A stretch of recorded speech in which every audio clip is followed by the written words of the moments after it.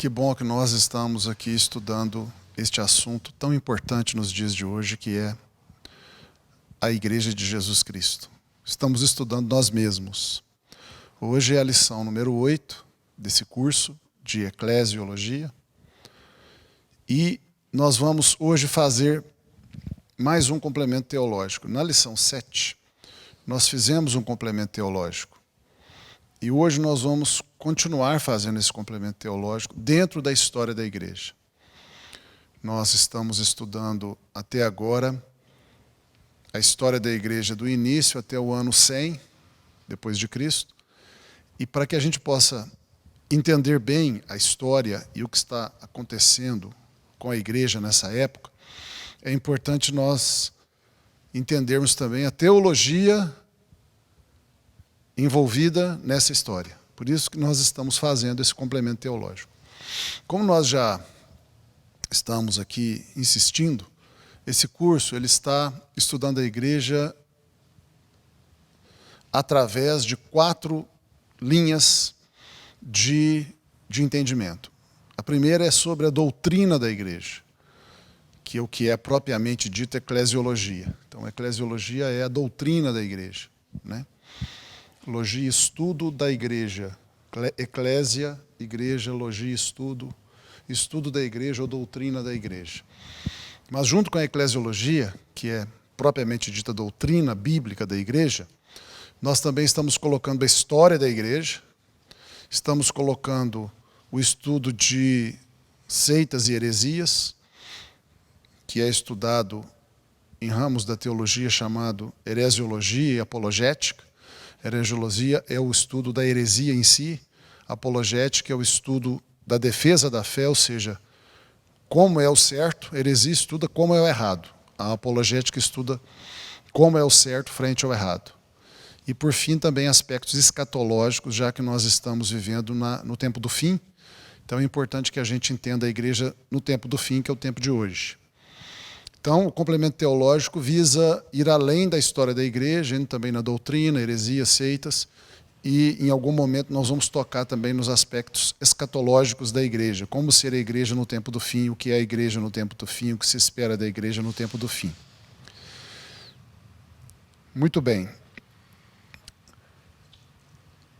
Eu tenho dito que a expectativa é que esse curso seja um curso completo de eclesiologia. O completo deve ser bem entendido. Eu não estou aqui dizendo que nós vamos conseguir tocar em todos os assuntos, é impossível, ninguém consegue. Mas nós queremos tocar nos assuntos fundamentais e essenciais para que quem estiver fazendo esse curso possa entender de maneira geral e de maneira bem fundamentada tudo que se refere à igreja. Isso vai ajudar a pessoa a entender, por exemplo, por que existem tantas igrejas diferentes, por que existem igrejas erradas, por que existe escândalo na igreja, mas também por que existem igrejas corretas, igrejas que se esforçam para permanecer dentro daquilo que é certo, por que existem falsos pastores, profetas, falsos homens de Deus, falso evangelho, falsas igrejas, mas também por que existem verdadeiras igrejas, verdadeiro evangelho, verdadeiros homens e mulheres de Deus, e como distinguir, discernir entre eles, saber a diferença entre eles. Como se posicionar hoje num mundo em que a igreja está, ao mesmo tempo, tão importante, fazendo tanta diferença para o bem, como também trazendo vergonha e escândalos. Como a gente entende isso? Qual é a igreja que eu devo fazer parte? Eu posso ser uma pessoa fora da igreja e continuar salvo e continuar dentro do projeto de Deus? Eu quero frequentar uma igreja. Qual eu frequento? Tem tantos nomes, tantas diferenças. Como é isso? Então, o propósito desse curso completo é nesse sentido. Você que está fazendo o curso vai ter uma visão geral e bem fundamentada dos fundamentos, né, dos aspectos importantes para você discernir essas coisas e poder se posicionar e direcionar as pessoas que você ama, que estão com você, e que acreditam em você, e que seguem você, e que ouvem você, também nesse sentido, para que nós não falemos coisas erradas, não façamos orientações erradas, não façamos julgamentos errados, juízos errados. E, para que a gente entenda essa completeza, eu vou aqui fazer um esquema com você em que a gente pode dizer que tudo que se refere à igreja tem um começo, um meio e um fim. Então, se nós entendermos as coisas que estão relacionadas ao começo, ao meio e o fim do assunto igreja, nós entendemos tudo. O começo do assunto igreja, nós podemos abrir em dois temas. Estudarmos sobre a origem da igreja e sobre a natureza da igreja. O assunto meio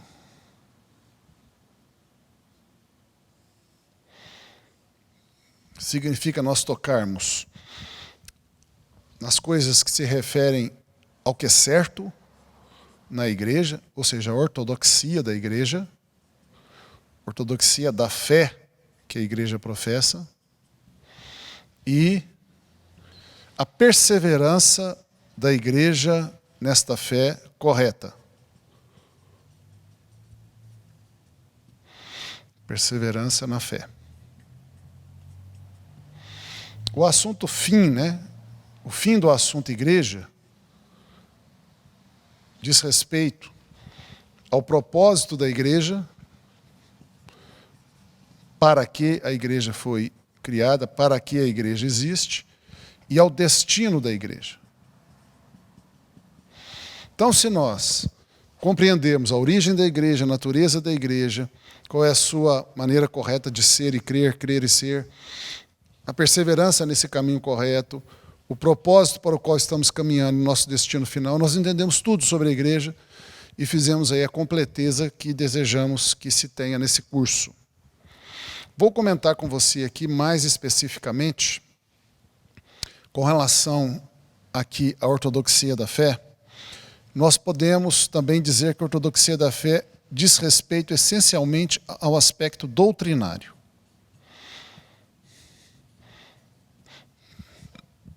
Então, o que é a ortodoxia da fé? É a igreja defender, ensinar a doutrina correta. Então, isso é a ortodoxia da fé. Ortodoxia significa aquilo que é certo.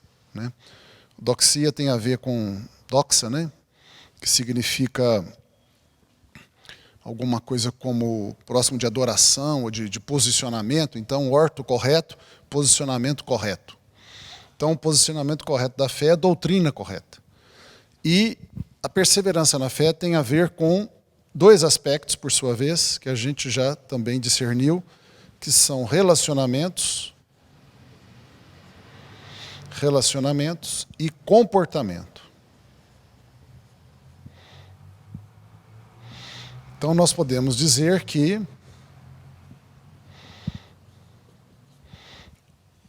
o meio do tema igreja, ele é a compreensão de quais as doutrinas corretas da igreja, quais os relacionamentos corretos e quais os comportamentos corretos. Esses três aspectos, doutrina, relacionamentos e comportamento, foi o que nós discernimos em complemento teológico passado, em que nós vimos que, estudando a igreja de Jerusalém, que era a igreja pastoreada pelos apóstolos, portanto, a primeira igreja que existiu, a igreja mais próxima do que Jesus queria que a igreja fosse, já que os próprios apóstolos eram pastores ali, e estudando as cartas que o próprio Jesus escreveu às 7 igrejas do Apocalipse, nós vimos que são esses três conceitos que nós devemos o tempo todo estar examinando na igreja, como corpo de Cristo, como comunidade, mas também individualmente como membros da igreja, se nós estamos andando do jeito certo. Então, toda a igreja, são três coisas que você tem que se preocupar: doutrina da igreja, relacionamentos na igreja e comportamentos das pessoas da igreja. É como se a gente respondesse a pergunta feita: de qual igreja eu devo fazer parte? A resposta é a igreja que tem uma doutrina correta, e doutrina correta significa doutrina bíblica, Não existe nada além da Bíblia. Isso é extremamente importante, eu estou enfatizando isso sem parar, à exaustão. Porque se você não entender isso, você vai perder a essência do que nós estamos falando. Não existe doutrina correta fora da Bíblia, nem contra a Bíblia. Fora da Bíblia, no sentido de complementar, até pode ser que sim, se encaixa consistentemente, mas doutrina correta contra a Bíblia não existe. Então você pergunta, mas como é que eu sei qual é a doutrina correta da igreja? Bíblia. A resposta está aqui, 66 livros canônicos, Bíblia. O que está aqui é correto, o que está contra aqui é errado, simples assim. Ah, mas é o apóstolo tal que está ensinando tal coisa. É o bispo tal que está ensinando tal coisa, é o pastor tal que está ensinando tal coisa, é o missionário tal que está ensinando tal coisa, é o profeta tal, a profetisa tal. Ele ou ela é muito importante, tem vários seguidores, tem milhões de seguidores, tem um poderio econômico gigantesco, tem uma grande expressão social. Está contra a Bíblia? Não importa se é milhões de seguidores, se tem muito dinheiro, se tem muitos templos, se domina a mídia, não importa, estão errados, são seita, ponto final, sai fora, não é a igreja de Deus. Não há lugar para os de Deus. Doutrina correta é fundamental e no nosso estudo nós vimos que é o primeiro lugar. A primeira preocupação ali de Jesus e dos apóstolos era igrejas devem ter doutrinas corretas, doutrinas bíblicas. Bereia, então, entendeu muito bem isso. A igreja de Bereia foi elogiada porque ela se mantinha dentro da Bíblia o tempo todo. E os membros da igreja de Bereia, estudavam a Bíblia, conheciam a Bíblia e conferiam o tempo todo se a igreja como um todo estava andando de acordo com a Bíblia ou não. Pertinho de doutrina estava relacionamentos. E a essência do relacionamento correto é amor. Então, eu pergunto, qual é a maneira como eu sei que eu estou tendo um relacionamento correto com as pessoas? Se eu amo as pessoas. Se eu amo as pessoas. Essa é a essência da resposta. E logo em seguida, comportamento moralmente correto. Como é que eu sei que o meu comportamento é moralmente correto? Quando eu obedeço os mandamentos de Deus, do que é uma vida correta e santa e justa. Então, nós temos esses três aspectos. Nós não devemos pensar que comportamento, por estar em terceiro lugar na ordem de importância, vou lembrar você quais foram os percentuais, né, que a gente fez um estudo estatístico na igreja de Jerusalém e nas 7 igrejas do Apocalipse, e vimos que nesses dois contextos, né, Jerusalém, a igreja dos apóstolos, e as 7 igrejas, as igrejas que receberam as cartas diretamente de Jesus, manifestam 40% de preocupação com doutrina, 36% de preocupação com relacionamentos e 24% de preocupação com comportamento moralmente correto. E alguém podia dizer, então moral correta não é tão importante assim. Eu posso ser relaxado moralmente. Eu posso ser mentiroso, eu posso ser desonesto, eu posso ser pessoa que tem um comportamento sexualmente imoral, não tem tanto problema, desde que eu esteja na doutrina correta e ame as pessoas. É um engano pensar isso. Muito, muito engano. O fato desse percentual ser menor que os outros dois não é para se entender que a imoralidade em qualquer manifestação é tolerável. Não devemos pensar isso. Não devemos pensar isso, até porque quem ama não faz mal, não prejudica, não é imoral. A ideia é que o pensamento correto produz relacionamentos corretos que levam a comportamentos corretos. Então, vamos ver até, inclusive, nas listas bíblicas de quem vai para o céu e quem não vai, nós temos aí algumas listas bíblicas de quem vai para o céu e quem não vai. Eu vou buscar algumas delas. 1 Coríntios 6, 9 é uma lista bíblica de quem vai para o céu e quem não vai. Então, desses 24% aqui que tem a ver com comportamento, eu vou primeiro colocar para você 1 Coríntios 6, 9 e 10. Então, essa primeira lista bíblica de quem vai para o céu e quem não vai. Então, Paulo ensina a igreja de Corinto assim. Versículo 9. Ou não sabeis que os injustos não herdarão o reino de Deus? Não vos enganeis, nem impuros, nem idólatras, nem adúlteros, nem efeminados, nem sodomitas, nem ladrões, nem avarentos, nem bêbados, nem maldizentes, nem roubadores herdarão o reino de Deus. Então nós vimos aqui uma lista de pessoas que não vão ser salvas. Primeiro, impuros. Impuros tem a ver com impureza sexual. Aqui o contexto é sexual. Pessoas que são sexualmente impuras, pensamentos lascivos, fala bobagem, fala coisas sexualmente reprováveis, impuros. Está aqui, ó. Imoralidade. Idólatras. Idólatras tem a ver com a prática da idolatria. Está aqui, ó. Doutrina. Não sabe ou não acredita nos mandamentos bíblicos contra a idolatria. Vamos fazer aqui então uma contagem. Impuros está aqui. Idólatras está aqui. Nem adúlteros está aqui. Imorais. Nem efeminados está aqui. Nem sodomitas está aqui. Nem ladrões está aqui. Nem avarentos. O avarento é uma forma de idolatria, então nós vamos colocar aqui. Nem bêbados. Bêbados. Vamos colocar aqui em imoralidade, comportamento imoral. Nem maldizentes. Fala mal das pessoas. Vamos colocar aqui, falta de amor. Nem roubadores, imoralidade, ladrões, herdarão o reino dos céus. Você tem uma outra lista em Apocalipse. Apocalipse 21. Você encontra aqui em Apocalipse 21.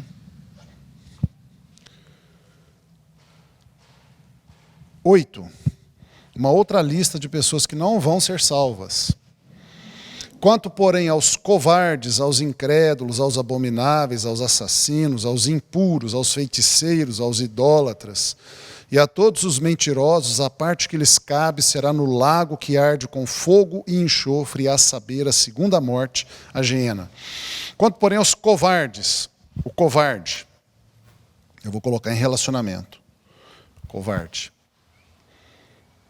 Aos incrédulos, vou colocar em doutrina, não crê na palavra de Deus, não crê na doutrina de Deus. Aos abomináveis. Abomináveis são pessoas que fazem coisas abomináveis, que fazem coisas nojentas. Vamos colocar aqui em comportamento imoral. Aos assassinos, é uma imoralidade também. Aos impuros, outra vez aqui. Já colocamos uma vez, vamos deixar. Não, vamos colocar porque vamos fazer estatística exatamente das citações. Aos feiticeiros. Feiticeiros, vamos colocar aqui na parte de doutrina, porque a feitiçaria é uma forma profunda de idolatria. Aos idólatras, idólatras de novo, mais aqui. E a todos os mentirosos, mentirosos vamos colocar em comportamento, é uma imoralidade a mentira. Ou a gente põe em relacionamento, falta de amor. Falar mentira, vamos colocar aqui em comportamento.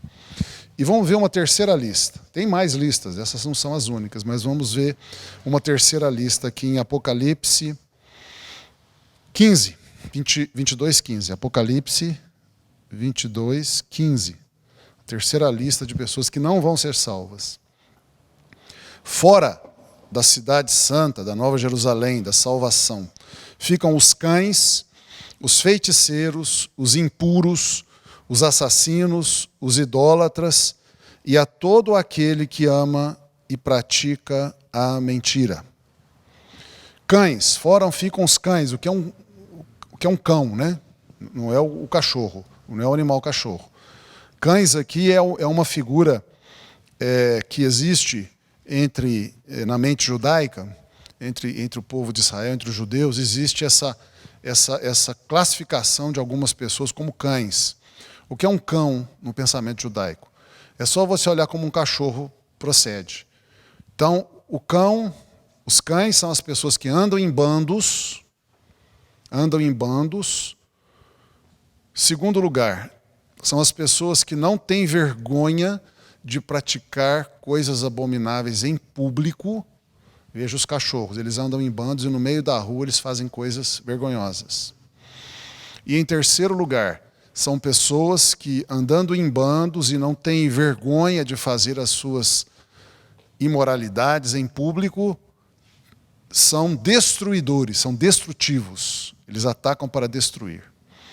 Uma descrição de tipos de pessoas semelhantes ao que a lista anterior chamou de abomináveis. Então nós vamos colocar aqui em comportamento. Os feiticeiros, nós colocamos aqui em doutrina, uma forma profunda de idolatria, feitiçaria. Os impuros, de novo, e impuro sempre tem a ver com a parte sexual, impuro sexualmente. Os assassinos, nós colocamos aqui também. Os idólatras, que nós colocamos aqui. E a todos os mentirosos, que nós colocamos aqui, não serão salvos. Então nós temos aqui 1, 2, 3, 4, 5, 6, 7 menções na parte doutrinária, 2 menções na parte de relacionamentos, e 1, 2, 3, 4, 5, 6, 7, 8, 9, 10, 11, 12, 13, 14, 15. 15 menções na parte de comportamento moral. Então você vê que, apesar de parecer que a parte moral ela está desprestigiada nesta análise, quando você faz uma outra análise, ela é a principal. 15 num total de 24. 15 num total de 24. Então, 15 num total de 24 é quantos por cento? É mais de 50%, né? 60%? 6 vezes 4, 24, vai 2. 6 vezes 2, 12, 14,4. Quase 60%. Então, aqui é quase 60% das considerações nas 3 listas que tiram a salvação de alguém ou impedem a salvação de alguém está relacionada a comportamento e a moralidade. Depois, em segundo lugar, vem doutrina e depois relacionamentos. Então, nós vemos que estas 3 áreas são muito importantes para nós entendermos o meio das coisas da igreja, ou seja, aquilo que liga o começo ao fim. Nós não conseguimos chegar no fim se a gente não passar pelo meio. Tem aqui o começo, mas eu só chego no fim se eu passo pelo meio. O fim, o propósito e destino da igreja, nós podemos resumir, é o céu. Mas eu não chego ao céu, à salvação, se eu não passo por doutrina correta, relacionamentos corretos e comportamentos corretos. Em especial, nesta área aqui de comportamento, você viu que tem, nessas 3 listas, tem 3 conceitos que são repetidos em todas as 3. A impureza sexual, a idolatria,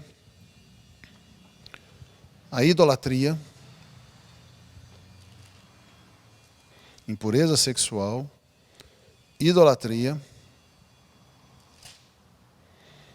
Vamos ver aqui se são 2 ou 3.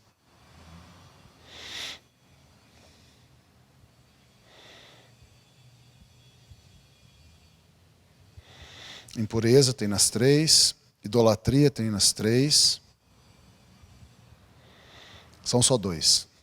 Dessas 3 listas, de todos esses conceitos que apareceram, são vários, 2 estão nas 3. Ou seja, 2 estão presentes nas 3. A impureza sexual e a idolatria. Muito curioso. Muito curioso. Aliás, esses 2 pecados são sempre muito praticados em conjunto. A idolatria leva a pecados sexuais. Você vê isso na Bíblia inteira. A Bíblia inteirinha mostra a idolatria levando a pecados sexuais.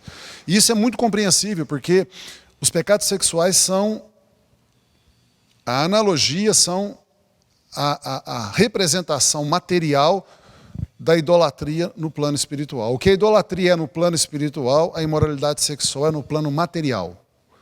A idolatria, ela é... Por isso que a Bíblia compara a idolatria à prostituição. A adultério e a prostituição.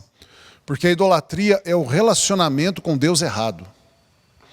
É se entregar ao Deus errado. O verdadeiro Deus, o único e verdadeiro Deus, deveria ser o nosso íntimo parceiro, o nosso marido, vamos dizer assim, e nós, de maneira adúltera, de maneira imoral, nós nos entregamos a um amante, que é o ídolo. A mesma coisa acontece no plano natural, no plano material. Os pecados sexuais sempre são relacionamentos sexuais errados. Deveria ser feito entre marido e mulher, homem e mulher casados. Isso é deturpado, assim como a verdadeira adoração em espírito e em verdade ao único e verdadeiro Deus é deturpada pela idolatria. Então, são dois pecados fundamentais que nós devemos evitar de todas as formas. A idolatria, em primeiro lugar, e os pecados sexuais. Nós devemos, a todo custo, evitar esses dois pecados, e os demais, obviamente, mas esses dois têm um lugar especial na pleiade de pecados. Esses dois pecados são considerados muito nefastos. Então, vemos aí que o comportamento é muito importante. Com base nessa introdução toda, nós vamos agora falar um pouquinho rapidamente desses 1, 2, 3, 4, 5, 6 aspectos que dão a completeza do entendimento sobre a igreja. Qual é a origem da igreja? A igreja ela nasce aonde? Ela vem de qual origem? Nós vamos buscar isso na carta aos Efésios. Então você vai à carta aos Efésios. A carta aos Efésios é uma carta importantíssima, porque ela é o principal tratado teológico da Bíblia sobre a igreja. Efésios foi uma carta escrita por Paulo com a grande ênfase para explicar o que é a igreja. E nós vamos ler o capítulo 1, versículo 3, quando Paulo diz assim: Bendito Deus e Pai de nosso Senhor Jesus Cristo, que nos tem abençoado com toda sorte de bênção espiritual nas regiões celestiais em Cristo, assim como nos escolheu nele, em Cristo, antes da fundação do mundo, antes da criação do mundo, para sermos santos e irrepreensíveis perante Ele, Deus. E em amor nos predestinou para Ele, Deus, para a adoção de filhos por meio de Jesus Cristo, segundo o beneplácito de sua vontade, segundo o consentimento de sua vontade. Para louvor da glória de sua graça, que Ele, Deus, nos concedeu gratuitamente no amado Jesus, no qual, Jesus, temos a redenção pelo seu sangue, a remissão dos pecados, segundo a riqueza da sua graça, que Deus derramou abundantemente sobre nós em toda sabedoria e prudência, desvendando-nos o mistério da sua vontade, que é criar a igreja, segundo o seu beneplácito, o seu consentimento que propusera em Cristo, de fazer convergir nele, em Cristo, na dispensação da plenitude dos tempos, todas as coisas, tanto as do céu como as da terra. A dispensação da plenitude dos tempos é o tempo que está vindo por aí, que é o milênio e a eternidade. Então, nós não estamos vivendo ainda na dispensação da plenitude dos tempos. Nós estamos aí na iminência dela. Então, quando vier a volta de Jesus e ele iniciar o milênio, o seu governo de 1000 anos na terra, e depois disso, a eternidade, quando a Nova Jerusalém então se torna a morada final dos santos, novos céus e nova terra são criados. Então nós vamos estar na dispensação da plenitude dos tempos. E nessa dispensação, nesse tempo, dispensação é um conceito bíblico que significa o modo de Deus administrar as coisas. Também pode significar, por decorrência, um tempo ou o tempo no qual Deus faz as coisas serem de um determinado jeito. Então, nesse tempo futuro, que é o tempo final, que é a dispensação da plenitude dos tempos, a dispensação final, o milênio e a eternidade, todas as coisas convergerão em Cristo, tanto as coisas do céu como as coisas da terra. Nele, em Cristo, digo, no qual fomos também feitos herança, predestinados segundo o propósito daquele Deus que faz todas as coisas conforme o conselho da sua vontade, a fim de sermos para louvor da sua glória, nós os que de antemão esperamos em Cristo, em quem também, depois de que ouvistes a palavra da verdade, o evangelho da vossa salvação, tendo nele também crido, fostes selados com o Santo Espírito da promessa, o qual é o penhor da nossa herança, até o resgate da sua propriedade, em louvor da sua glória. Então aí nesse texto, nós temos aí tocado em aspectos que têm a ver com a origem, natureza, propósito e destino. Então nós vamos ver que, no versículo 4, que a igreja tem sua origem, a origem da igreja é em Cristo.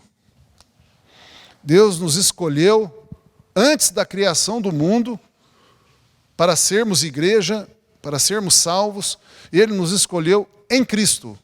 Então, a origem da igreja é em Cristo. Você fala, mas como é isso? Como pode nós sermos originados em Cristo? É fácil entender isso, muito fácil. Eva foi originada em quem? Eva foi originada em Adão. A origem de Eva é Adão. Eva não existiu por si mesma. Apareceu do nada. Deus criou outra estátua de barro e soprou nela o fôlego da vida nas suas narinas. Não. Eva foi tirada de Adão. A origem de Eva é Adão. Adão não teve origem em outra pessoa. Adão foi criado por Deus do pó da terra, do barro. Nesse sentido, a origem dele é em Deus. Deus soprou em Adão o fôlego da vida. Nesse sentido, a origem de Adão foi em Deus. Mas a origem de Eva não foi em Deus diretamente, foi em Adão. Você não vê na Bíblia dizendo que Deus soprou nas narinas de Eva o fôlego da vida. Não fez isso, não precisava. Porque Adão já tinha o fôlego da vida. Então, quando Deus tirou as costelas e a carne de Adão e formou uma mulher, aquela costela e carne que saiu já tinha o fôlego de Adão.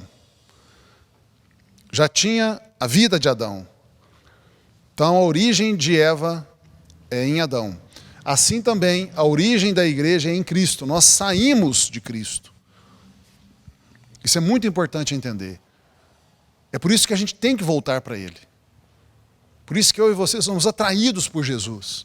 Nós não conseguimos ficar fora de Jesus. Nós não conseguimos nem nos pensar fora de Cristo.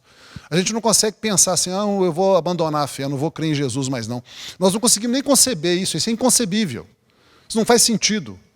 É como se Eva falasse, não, agora eu vou fazer de conta que eu não vim de Adão. Adão, assim, esquece que eu vim de você, viu? Faz de conta que eu vim do outro estado de barro lá. Eu vim do macaco lá. Faz de conta que eu vim do macaco, Adão. Não tem cabimento isso. Não é verdade, ela está negando a verdade. Ela veio de Adão e ponto. Da mesma forma, não tem como a gente negar a nossa origem em Cristo. É por isso que a gente não consegue deixar Jesus. Aqueles que são de Cristo não conseguem deixar Cristo. Não conseguem deixar. Jesus os atrai como um imã fortíssimo. A gente é chumbado em Cristo, a gente é ligado em Cristo visceralmente. Assim como nos escolheu nele, em Cristo, antes da fundação do mundo. E nos predestinou para Ele mesmo. Ou seja, o nosso destino final, veja que interessante, o destino final nosso é em Cristo.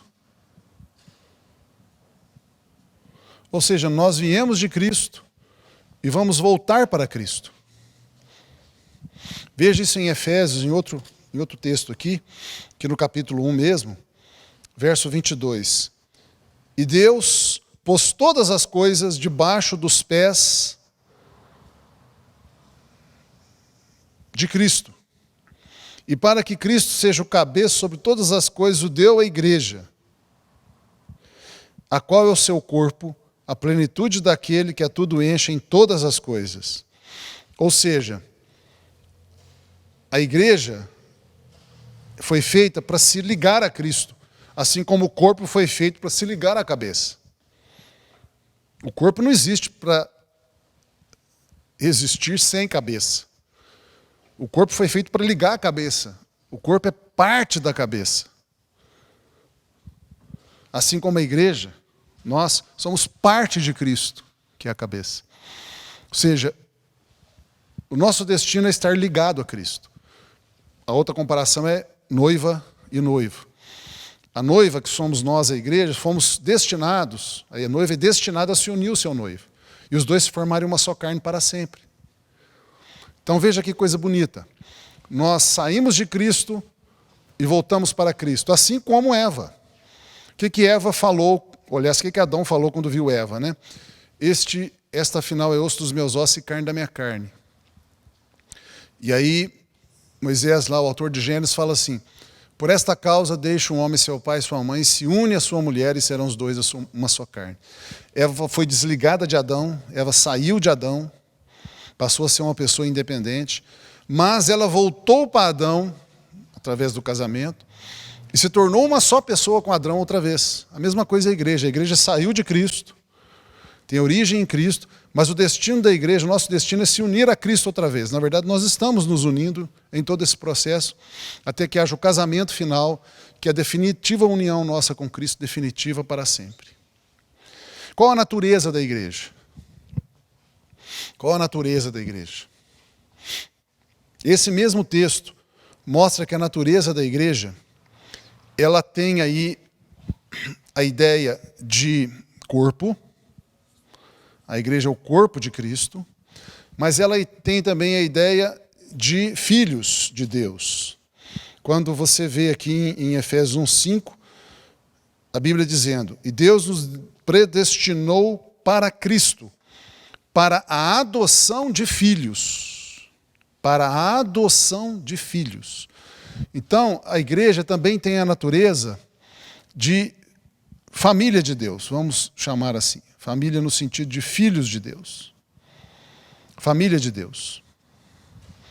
E você vê isso confirmado em Romanos, capítulo 8. Romanos 8,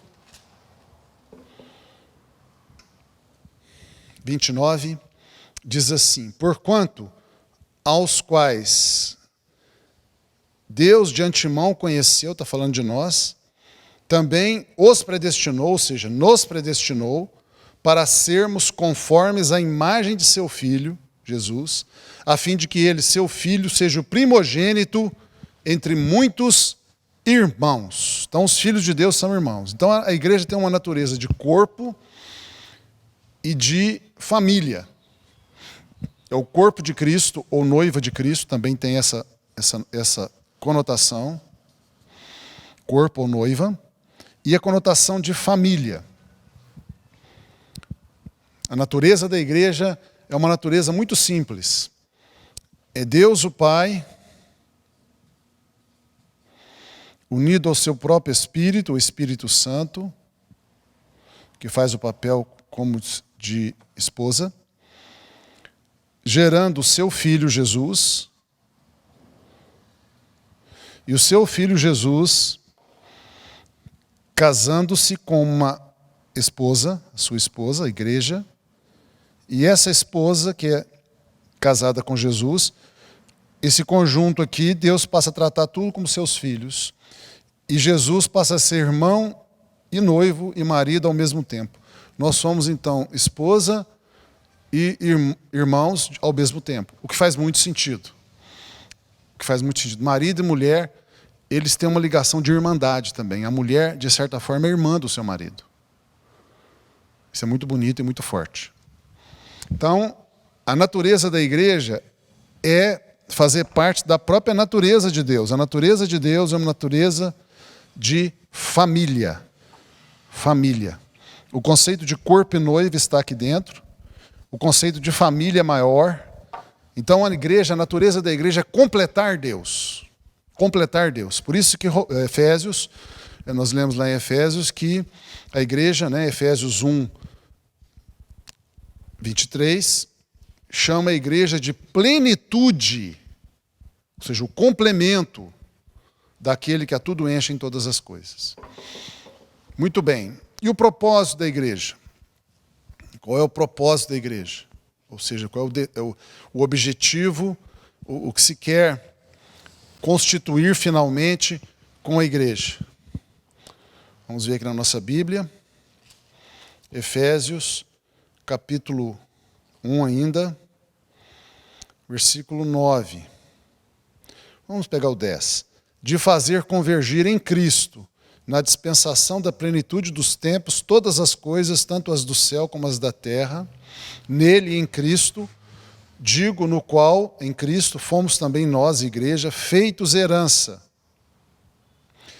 predestinados segundo o propósito daquele Deus que faz todas as coisas conforme o conselho da sua vontade, a fim de sermos para louvor da sua glória, nós os que de antemão esperamos em Cristo.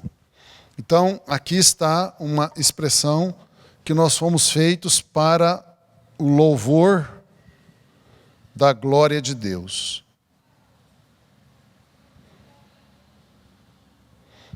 Não sei o quanto você pode se maravilhar com isto, quando você vê que nós fomos feitos para o louvor da glória de Deus. Esse é o propósito da igreja. Embutido aqui nessa ideia está, como é que eu vou dizer? A convergência de todas as coisas para Cristo, consequentemente para a igreja, significa que Cristo e a igreja vão ser donos, proprietários, reis, governantes, administradores. Cristo e a igreja, Cristo e nós vamos dar sentido a todo o universo. Tudo vai estar debaixo do controle de Cristo e da igreja. Tudo vai fazer sentido por causa de nós. Nós vamos dar sentido a tudo. Cristo e a igreja darão sentido a tudo. Isto é a ideia de convergir. Tudo converge em Cristo e nós. Tudo. Nada que vá existir, que existe agora e que ainda vai existir, estará fora daquilo que é dos nossos interesses e do nosso poder e domínio. Nós vamos dar razão a tudo para existir. E tudo existirá para nós. Isso produzirá, esse estado de coisas produzirá um louvor da glória de Deus. O que nós podemos entender disso? Que nós, igreja, e Jesus também, nós seremos as pessoas que daremos continuamente louvor a Deus em sua glória. Nós seremos as pessoas por excelência que verão a glória de Deus, que discernirão a glória de Deus mais do que os anjos. Mais do que os anjos. Nós, mais do que ninguém, entenderemos o que é a glória de Deus, que é a grandeza de Deus, que é a presença de Deus, que é a bondade de Deus, que é a santidade de Deus. Mais do que ninguém.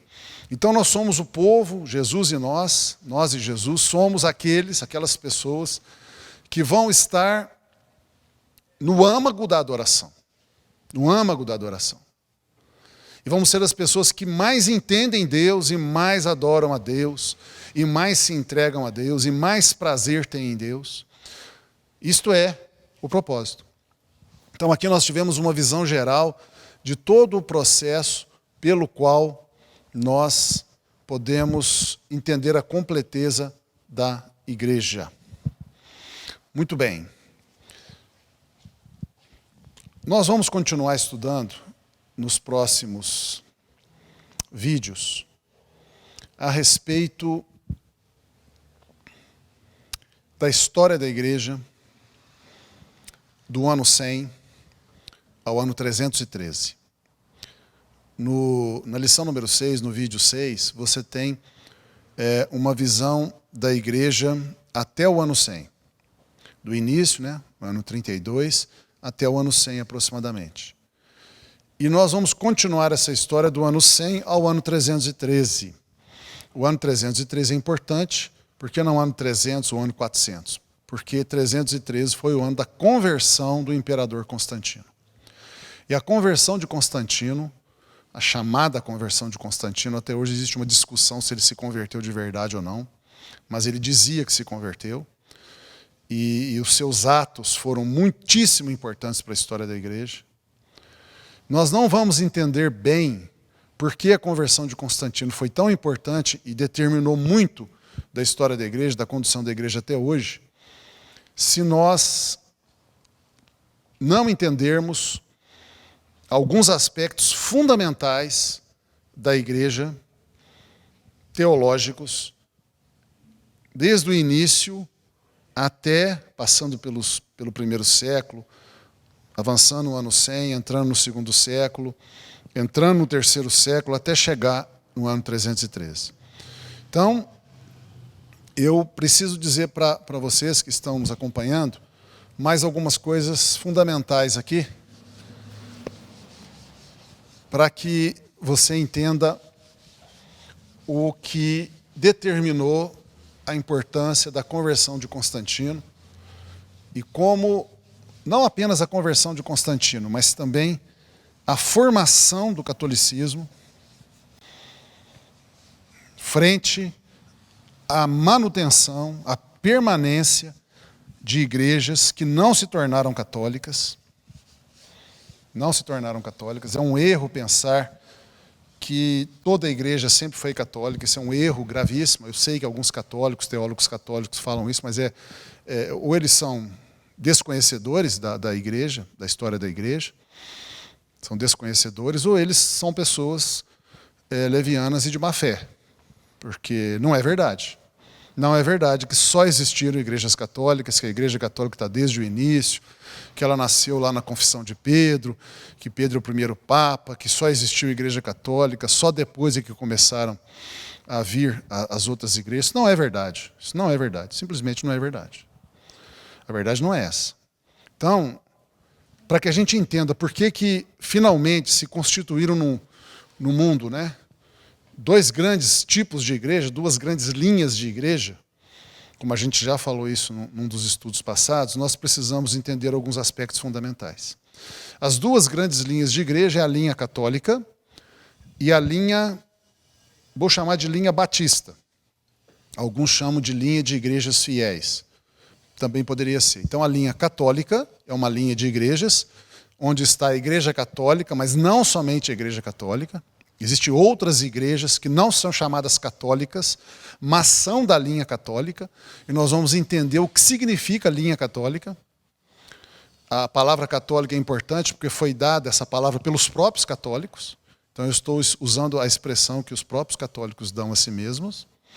E a linha das igrejas fiéis, que é a outra linha, ou também chamada de linha das igrejas batistas, chamadas hoje de linha das igrejas batistas, no passado foi chamado de linha anabatista e vários outros nomes. Por isso que algumas pessoas preferem chamar de linha das igrejas fiéis, porque foi dado tantos nomes diferentes para essa linha que usar um termo só como batista ou anabatista não descreveria exatamente. Mas hoje, na verdade, a partir de alguns séculos para cá, alguns estudiosos entenderam que a gente pode consolidar essa outra linha num nome chamado linha batista, que congrega não apenas igrejas que têm o adjetivo batista no seu nome, mas também igrejas que não têm o adjetivo batista no seu nome. Né? Por exemplo, a Assembleia de Deus é uma igreja que não tem o adjetivo batista no seu nome. Mas a Assembleia de Deus é uma igreja da linha batista. Não é? Então nós precisamos entender isso, o que significa ser uma igreja da linha batista e o que significa ser uma igreja da linha católica. Para entender isso, porque isso ajuda a entender enormemente essa multidão de igrejas que existe hoje, por que são do jeito que são, por que ensinam do jeito que ensinam, por que conflitam, nós precisamos entender um aspecto doutrinário importante. Nós vimos então que 3 são os aspectos que a gente tem que olhar o tempo todo: o aspecto doutrina, o aspecto comportamento, relacionamento, vamos colocar na ordem, relacionamento,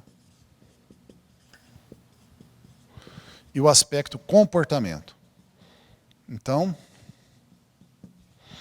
comportamento. Então, esses são os 3 aspectos pelos quais todas as igrejas são analisadas e entendidas. Muito bem. Quando você tem a corrupção dessas coisas, você tem aqui as heresias. Então, o que é uma heresia? É uma corrupção doutrinária. Então, quando a doutrina se torna errada, ela se torna uma heresia. E uma heresia, que é um ensino errado, uma doutrina errada, ela vai produzir seitas. O que é uma seita? Uma seita é uma igreja errada. Então, doutrina corrompida, né? Isso aqui é o processo de corrupção, né? De estrago, de deterioração, de mentira, gera uma heresia que, consequentemente, gera uma seita. Então, uma seita é uma igreja errada, uma igreja que está debaixo de ensinamentos heréticos, ensinamentos falsos. E aqui, na parte doutrinária, é que está o principal problema. Por que começa tudo na doutrina?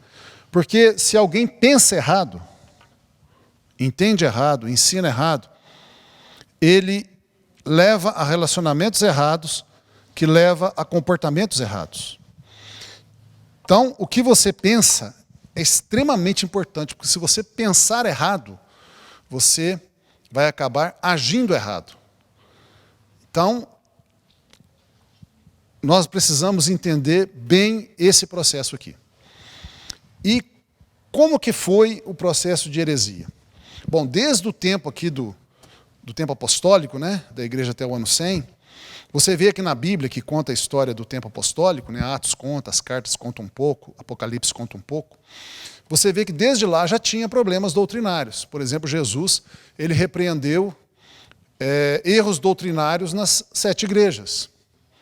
Né? Na verdade, só Esmirna e Filadélfia que não tinha erro doutrinário, todas as outras tinham. Éfeso também não. Éfeso, o erro não era doutrinário, era relacionamento. Então, vamos falar as que tinham. Claramente, Pérgamo, Tiatira e Sardes.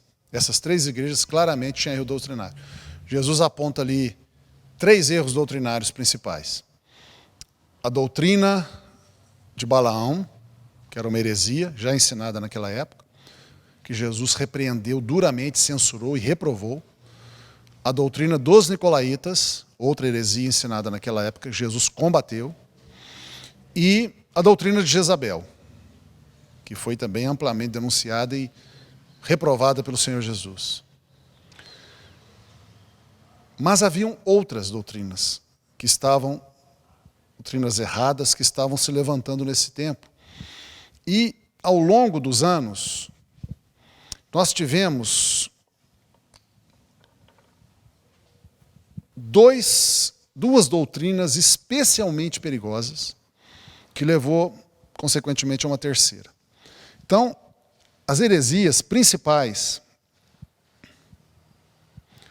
ou as heresias que mais definiram a formação dessas 2 linhas, a linha católica e a linha batista, dentre várias e várias heresias que existiam, não apenas essas 3 que eu citei, o gnosticismo era uma heresia que estava também crescendo nessa época e deu muito trabalho para a igreja, e heresias a respeito da natureza de Cristo, e heresias a respeito da própria natureza de Deus, como uma unidade de 3 pessoas, e heresias relativas ao Espírito Santo.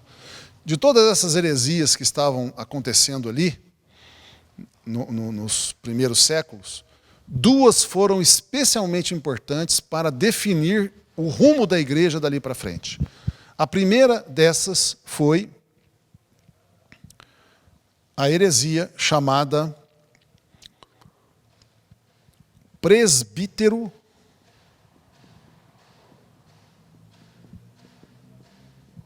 monárquico. E a segunda heresia, que foi muito determinante dos rumos da igreja dali para frente, foi a doutrina errada, a heresia da regeneração batismal. Parecem nomes técnicos demais, né? E são nomes técnicos dentro da teologia, mas vamos explicar cada uma delas e vocês, monárquico, e vocês vão entender perfeitamente. Monárquico. O que é a heresia do presbítero monárquico? A heresia do presbítero monárquico foi uma heresia que começou a surgir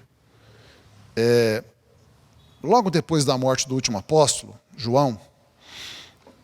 Pela história da igreja, parece que começou a surgir,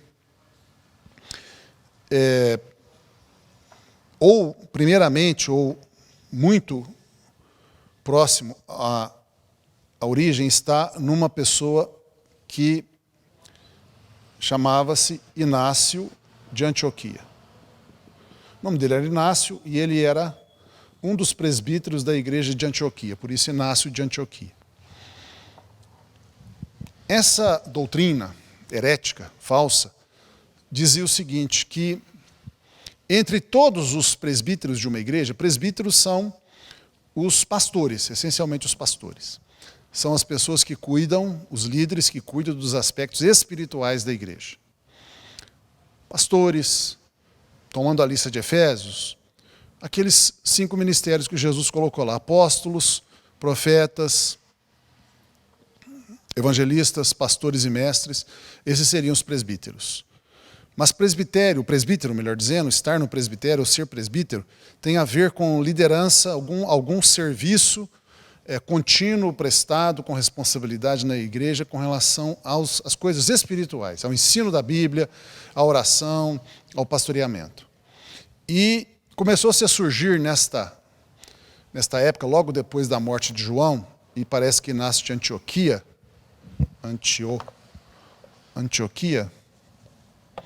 foi o primeiro, se não foi o primeiro, foi um dos primeiros que começou a defender essa ideia.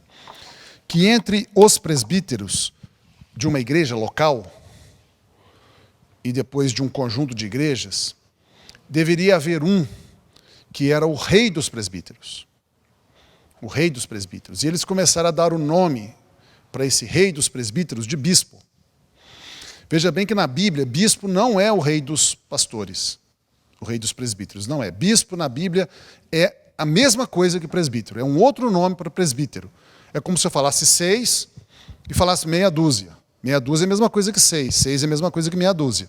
Então, presbítero e bispo é a mesma coisa. Presbítero é a mesma coisa que bispo e bispo é a mesma coisa que presbítero. Mas, nessa época, Inácio de Antioquia e outros começaram a dizer o seguinte: vamos pegar a palavra bispo e vamos dar um outro significado para ela. Vamos chamar agora bispo de rei dos pastores. Então, todos os presbíteros de uma igreja devem obedecer a um deles como se ele fosse o rei. Também era usado o termo campeão da fé. Um dos pastores, um dos presbíteros, deveria ser entendido como aquele homem que tinha mais fé que todos os demais, que sabia mais a Bíblia que todos os demais, que tinha mais intimidade com Deus do que todos os demais, que ouvia mais a Deus que todos os demais, que tinha mais a presença do Espírito Santo, mais a unção do Espírito Santo que todos os demais. Portanto, todos os demais deveriam obedecer a ele como um rei. Deveriam se anular e obedecer a ele como rei. A origem da doutrina, a origem da direção do Espírito Santo, seria esse homem, esse bispo. Isto é antibíblico, não está na Bíblia, está fora da Bíblia, por isso é uma heresia. Aliás, é contra a Bíblia, pior que estar fora da Bíblia, porque se a coisa está fora da Bíblia, mas não é contra a Bíblia, tudo bem. O problema é quando é contra a Bíblia. Isso é contra a Bíblia, frontalmente contra a Bíblia, e começou a surgir lá. Provavelmente, ela começou mesmo na doutrina dos nicolaítas. Há um entendimento por parte de alguns estudiosos que a doutrina dos nicolaítas, das 3 doutrinas que Jesus fala, das 3 heresias que Jesus fala, lá nas 7 cartas, uma delas a gente não sabe exatamente o que é com certeza. 2 a gente sabe. Balaão, a própria Bíblia diz que é um ensino doutrinário herético que ensinava que as pessoas podiam praticar imoralidades sexuais sem nenhum problema para a sua salvação. Isso está muito próximo ao gnosticismo. E a doutrina de Jezabel era semelhante a essa, incluía idolatria também e práticas de feitiçaria dentro da igreja. Mas a doutrina dos nicolaítas, a gente não sabe exatamente o que significava, mas há um entendimento por parte de vários estudiosos da Bíblia, que a doutrina dos nicolaítas é o começo da formação da ideia do clero. Ou seja, de que dentro de uma igreja existe o clero e os leigos. Ou seja, um grupo de pessoas dentro da igreja são sacerdotes diante de Deus, são especiais, são mais santos, mais ungidos, mais próximos de Deus, sabem mais das coisas do que outro grupo.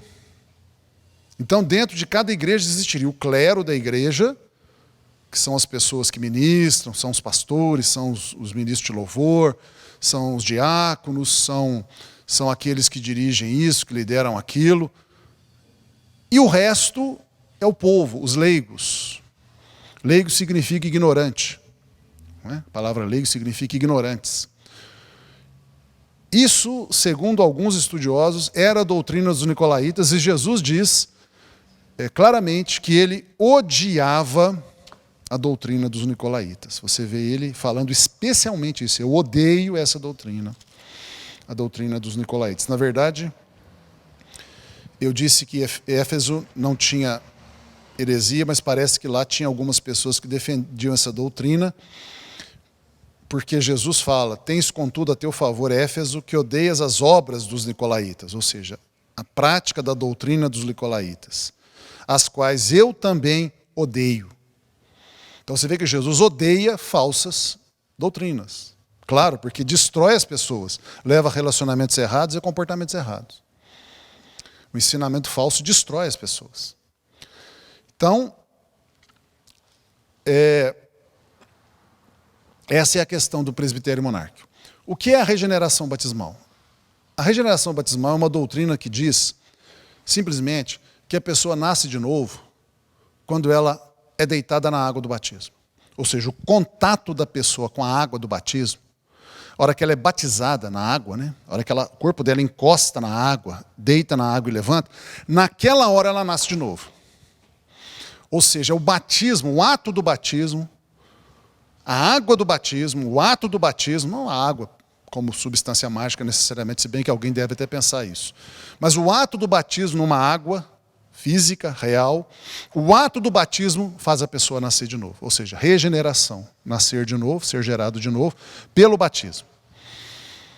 Isso é antibíblico totalmente, não faz sentido nenhum.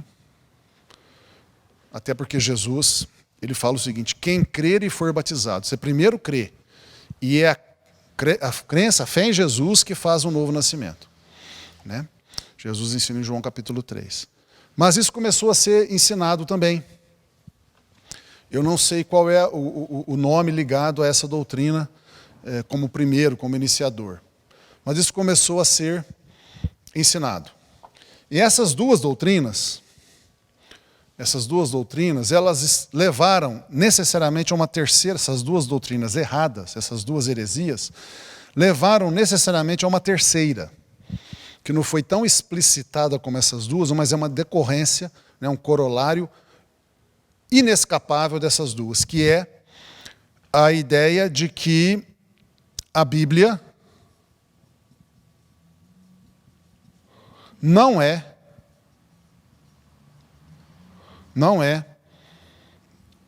o único princípio,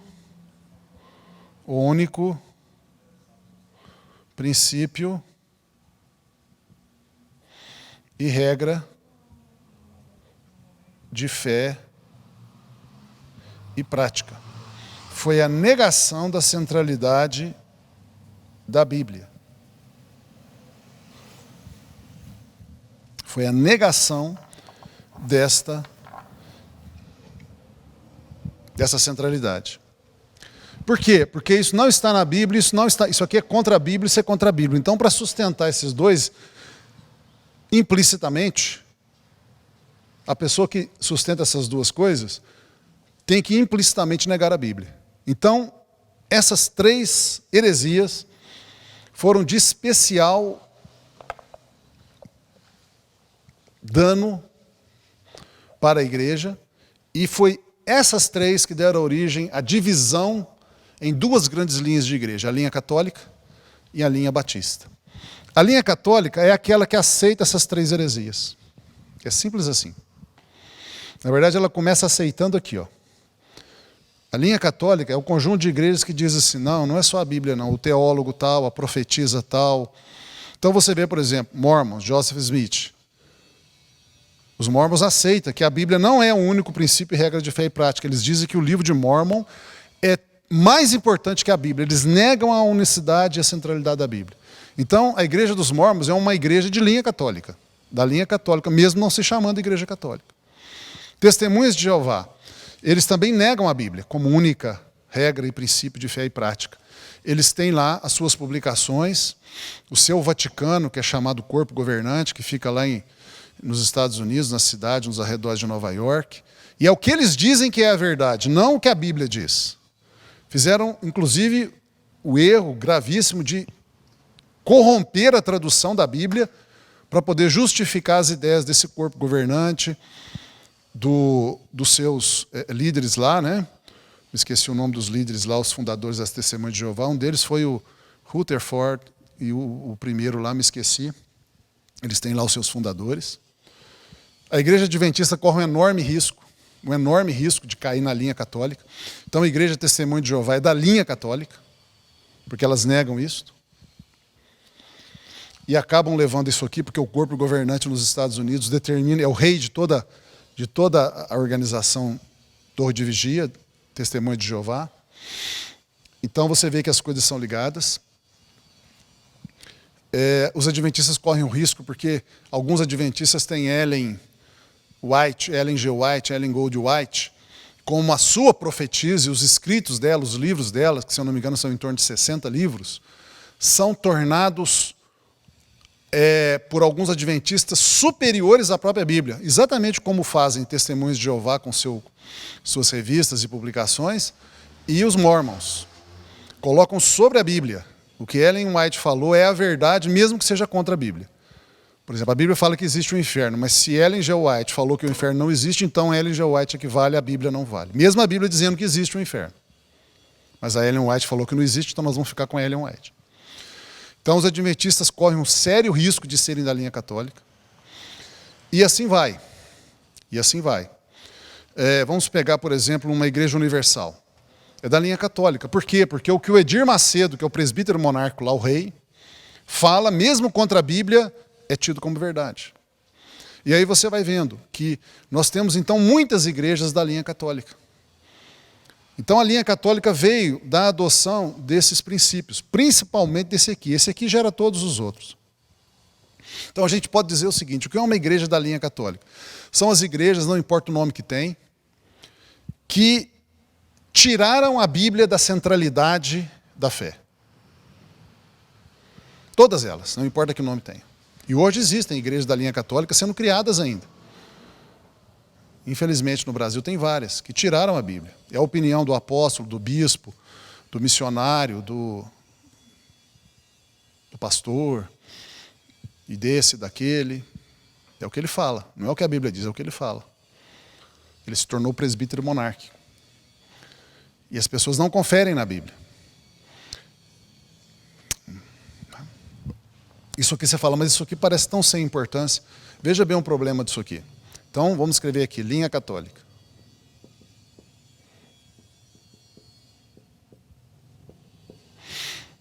O que é a linha batista? São as igrejas que fazem o contrário disso aqui. A Bíblia é o único princípio e regra de fé e prática.